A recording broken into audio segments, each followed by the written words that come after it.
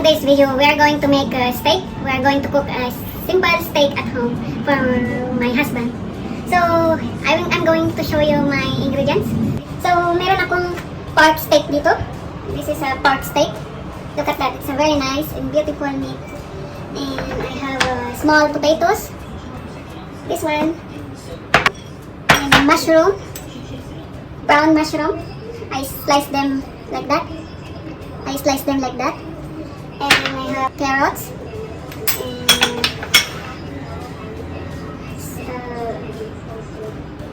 broccoli. And butter. And pepper. And curry. And salt. I want to put a little bit of cayenne pepper. Cayenne pepper. So first, what I'm going to do is, I have water here. Kailangan natin i-boil itong maliliit na potatoes. I need to boil these small potatoes. Then I'm going to put a little bit of salt. Around half teaspoon of salt.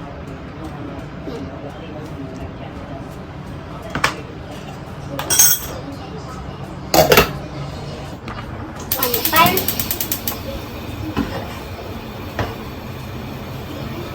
So I'm going to start put salt and curry and some seasoning on the pork steak. So first we need salt. Lagyan ko ng konting asin dito sa ibabaw para may laman-laman yung meat natin mamaya. Around the meat, we have to put salt. Okay, after that, I'm going to put black pepper.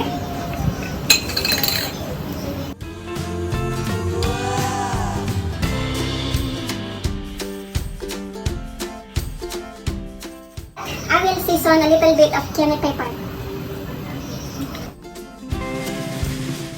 A little bit of curry. This is organic spice curry powder. I'm gonna put a little bit of curry.